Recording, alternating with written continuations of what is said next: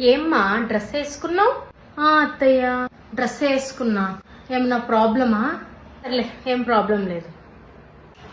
బేటా ఇట్రా. నీ భార్య డ్రెస్ వేసుకునింది, శారీ వేసుకోమని చెప్పు. నేను చెప్పలేను, చెప్తే కూడా బాగోదు. నువ్వు చెప్పు. అత్తయ్య వంటలు అన్నీ బాగున్నాయా? బాగానే ఉందమ్మా, అందరు బాగా తిన్నారు. బేటా ఇట్రా.